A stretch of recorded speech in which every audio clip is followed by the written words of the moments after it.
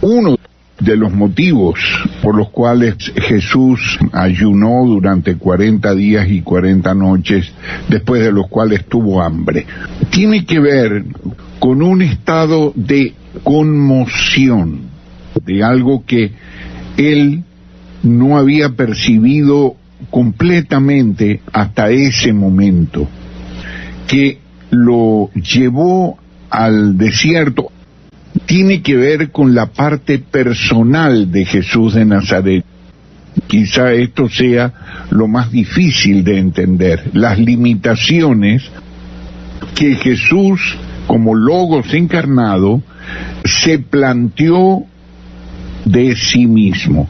2:7 de Filipenses, Jorge. Sino que se despojó a sí mismo, tomando forma de siervo, hecho semejante a los hombres.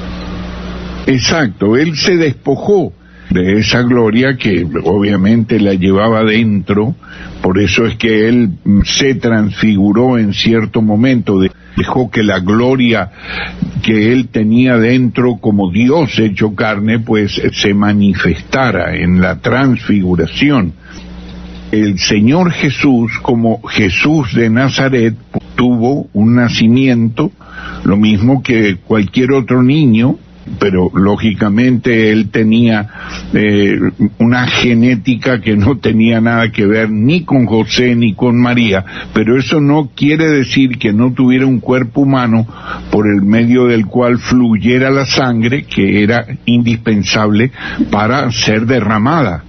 Él padecía hambre, tenía sueño, tenía cansancio. Él, Señor Jesús, en el momento de la muerte, cuando él dijo, mi vida nadie me la quita, sino que yo la pongo, tengo autoridad, tengo poder para ponerle y para volverla a tomar, esto indudablemente que no lo hubiera podido hacer él en un cuerpo inmortal como Logos.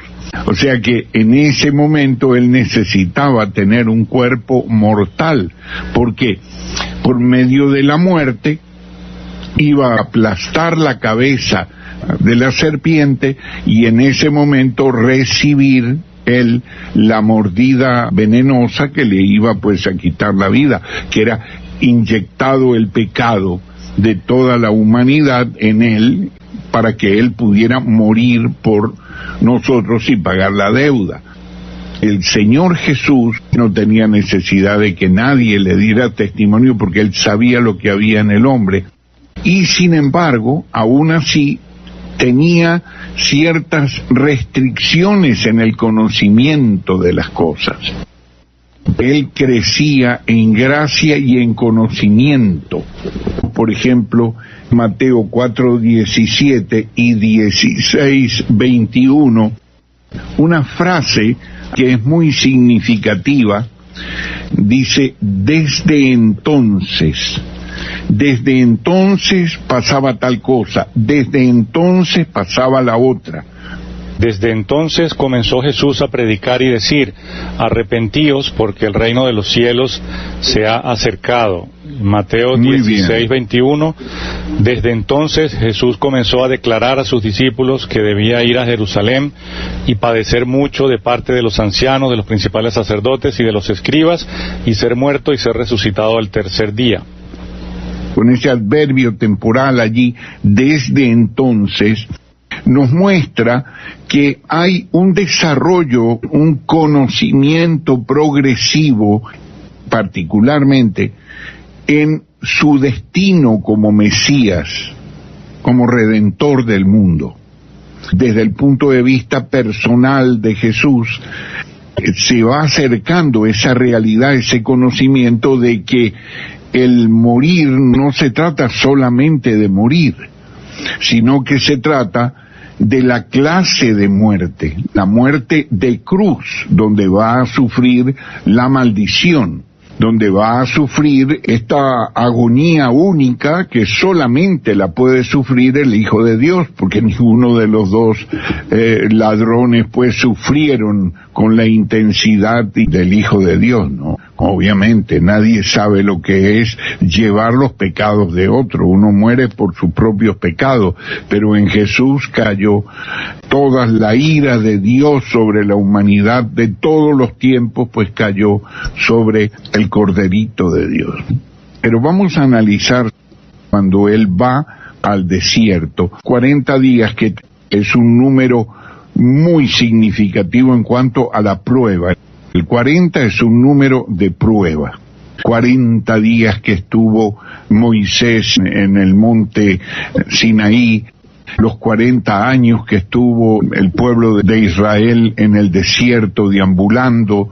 Siempre el número 40 es un número de prueba, por eso de que se castigaba con 40 azotes menos uno para no humillar a la persona a un estado que ya no era recuperable, que el castigo no era efectivo, no era edificante, ¿no? Y esto fue 40 días realmente con ese pensamiento, con esa cercanía, con ese detalle que después lo llevó a hablar de la manera esta que hemos leído en 4:17 y particularmente en 16:21 de Mateo. Desde entonces comenzó a hablar, a decir cuánto le era necesario padecer, y fíjense que los padecimientos incluyen el escarnio, que es la burla.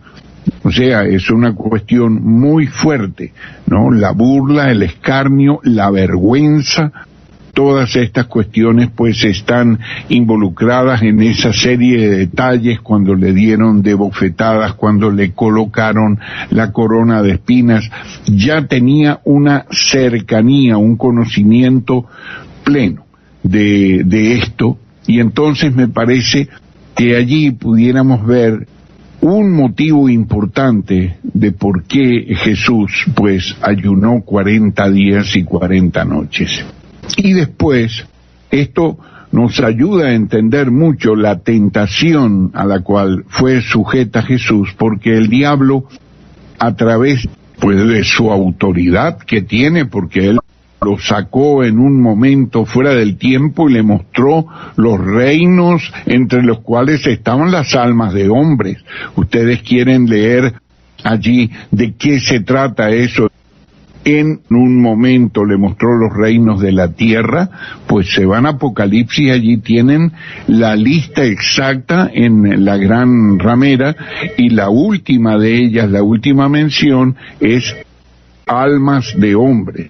Pues él en ese momento recibe la oferta, le dice, mira, tú viniste a buscar estas cosas, yo te las ofrezco todas porque te las doy, porque a quien quiero se las doy, porque a mí me han sido entregadas, pero hay la condición de adorarlo. Entonces le ofrece, ¿qué es lo que le ofrece? La alternativa de no tener que pasar por todas aquellas angustias que él, pues, ante la cercanía de la muerte de cruz había sentido. Esto, después que sucede y que Jesús, pues, lógicamente es victorioso en esto, y aquí hay que ver la humanidad, eso es lo maravilloso, ¿no?